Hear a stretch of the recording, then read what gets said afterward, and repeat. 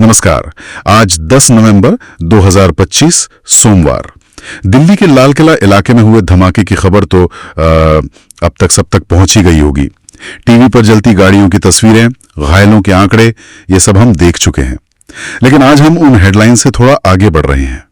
हम इस मामले की जो शुरुआती जांच रिपोर्ट है उसके पन्नों में उतर रहे हैं।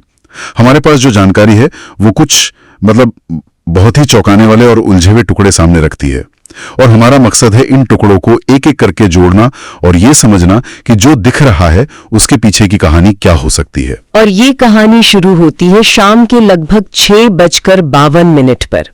जगह है लाल किला, मेट्रो स्टेशन का गेट नंबर 1।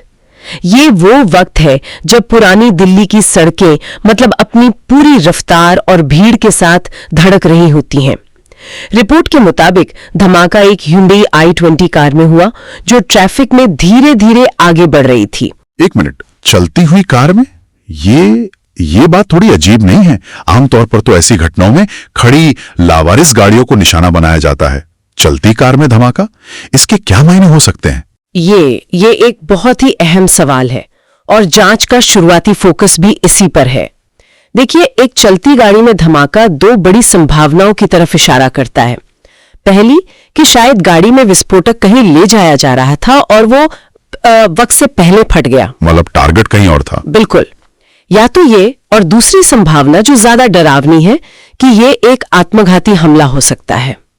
दोनों ही मामलों में ये एक साधारण हादसा जैसे कि CNG सिलेंडर का फटना उस संभावना को बहुत कम कर देता है। और इसका असर सिर्फ उस एक गाड़ी तक तो सीमित नहीं रहा होगा। उस वक्त वहां का मंजर कैसा रहा होगा? मंजर भयावह था। धमाका इतना जोरदार था कि i20 के तो परखच्चे उड़ गए और उसने अपने आसपास की कई गाड़ियों को, खासतौर पर कुछ ऑटो रिक्शा और दूसरी कारें थी, उनको तुरंत अपनी चपेट में ले लिया। एक आग का गोला था जो बस फैलता जा रहा था। रिपोर्ट में यह भी जिक्र है कि धमाके की जो लहर थी वो इतनी ताकतवर थी कि पास की दुकानों और घरों के शीशे तक टूट गए। बाप रे! हाँ, ये बताता है कि विस्फोटक की मात्रा अच्छी खासी रही होगी। और इस सब के बीच में फंसे आम लोग, जान माल का नुकसान वो कितना बड़ा है? शुरुआती जो आंकड़े हैं उनके मुताबिक कम से कम 8 लोगों की जान चली गई है और 2 दर्जन से ज्यादा लोग घायल हैं। लेकिन ये सिर्फ नंबर है।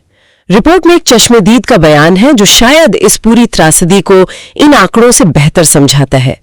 उसने बस इतना कहा, मैंने सड़क पर एक हाथ पड़ा देखा। ओह, ये एक लाइन ही पूरी कहानी बयां कर देती है। आंकड़ों से परे यही वो असलियत है जो शहर को और वहां मौजूद लोगों की रूह को हिला देती है। बिल्कुल।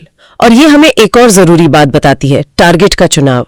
लाल किला कोई मिलिट्री बेस या सरकारी इमारत जैसा हार्ड टारगेट नहीं है। सही बात है। ये एक सॉफ्ट टारगेट है, एक भीड़भाड़ वाली जगह जहां आम नागरिक होते हैं। ऐसी जगहों को निशाना बनाने का मकसद सिर्फ नुकसान पहुंचाना नहीं होता, बल्कि डर फैलाना होता है। हाँ, समाज में डर और दहशत का माहौल पैदा करना होता है। इतनी बड़ी घटना के बाद पुलिस और बचाव दल कितनी तेजी से वहां पहुंचे होंगे, क्योंकि पुरानी दिल्ली की तंग गलियों में रेस्क्यू ऑपरेशन चलाना भी तो एक चुनौती है। रिपोर्ट के मुताबिक दिल्ली पुलिस और फायर ब्रिगेड की टीमें बहुत तेजी से पहुंची।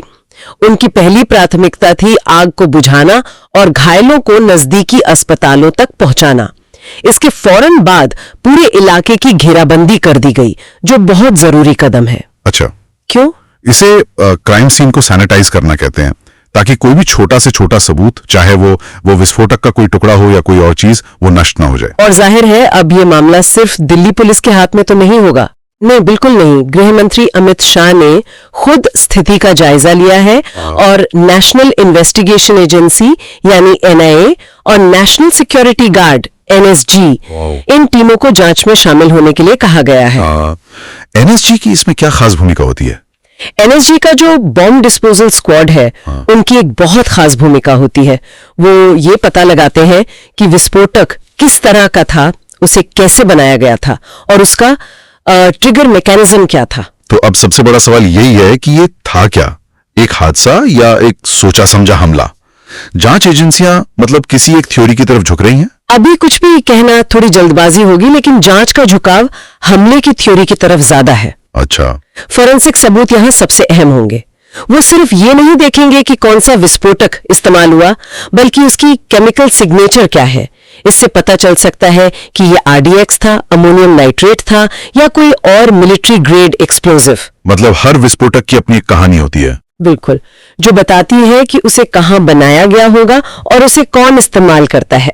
देखिए, एक CNG सिलेंडर के फटने और एक IED के धमाके में जमीन आसमान का फर्क होता है। और शुरुआती जांच इसी फर्क को स्थापित करने में लगी है। तो एक तरफ फोरेंसिक टीम धमाके की जगह से सुराग इकट्ठा कर रही है और दूसरी तरफ रिपोर्ट में एक ऐसी जानकारी है जो इस पूरे मामले को एक बहुत ही मतलब सनसनीखेज मोड़ देती है। हाँ, और यहीं से पहली और ज्यादा उलझ जाती है। रिपोर्ट में दर्ज है कि दिल्ली में इस धमाके से महज कुछ घंटे पहले क्या पड़ोसी राज्य हरियाणा के फरीदाबाद में पुलिस ने एक छापेमारी में भारी मात्रा में विस्फोटक बरामद किया था। कुछ ही घंटे पहले। ये तो बहुत बड़ी बात है। क्या जांच एजेंसियां इसे सिर्फ एक इत्तेफाक मान रही हैं या फिर वो इसे एक ही साजिश का हिस्सा मानकर चल रही हैं? देखिए, कोई भी अनुभवी जांच अधिकारी इसे इत्तेफाक तो नहीं मानेगा। अब जांच का दायरा सिर्फ दिल्ली तक सीमित नहीं रहा, ये एक इंटरस्टेट ऑपरेशन बन गया है। अब सबसे बड़े सवाल ये है, क्या फरीदाबाद में मिला विस्फोटक और दिल्ली में इस्तेमाल हुआ विस्फोटक, क्या वो एक ही खेप का हिस्सा थे? क्या दोनों के पीछे एक ही संगठन या स्लीपर सेल का हाथ है? स्लीपर सेल, ये क्या होता है? हमारे श्रोताओं के लिए इसे थोड़ा समझा सकते हैं? जरूर। स्लीपर सेल आतंकी संगठनों के काम करने का एक तरीका है। इसमें कुछ लोग आम नागरिक की तरह सालों तक किसी शहर में रहते हैं, नौकरी करते हैं और किसी को उन पर शक नहीं होता। अच्छा। वो बस अपने हैंडलर से आदेश मिलने का इंतजार करते हैं। अक्सर एक सेल का काम होता है लॉजिस्टिक्स, मतलब हथियार और विस्फोटक जुटाना, जैसा कि शायद फरीदाबाद में हो रहा था। और दूसरे सेल का काम होता है उस सामान का इस्तेमाल करके हमला करना। और ये दोनों एक दूसरे को जानते नहीं हैं? बिल्कुल नहीं, ताकि अगर एक पकड़ा जाए तो दूसरे का राज न खुले। तो ये संभव है कि फरीदाबाद में लॉजिस्टिक्स टीम पकड़ी गई और दिल्ली वाली टीम ने या तो घबराहट में या फिर प्लान के मुताबिक अपना काम कर दिया? ये एक बहुत मजबूत थियरी है। एजेंसियां अब दोनों घटनाओं के बीच की कड़ियां जोड़ने की कोशिश कर रही हैं। फरीदाबाद में जो लोग पकड़े गए हैं, उनके फोन रिकॉर्ड्स, उनकी आवाजाही, पिछले कुछ हफ्तों में वो किन किन लोगों से मिले, ये सारी जानकारी अब मतलब सोने की खान की तरह है। हो सकता है दिल्ली धमाके का कोई सुराग वहीं से मिल जाए। बिल्कुल।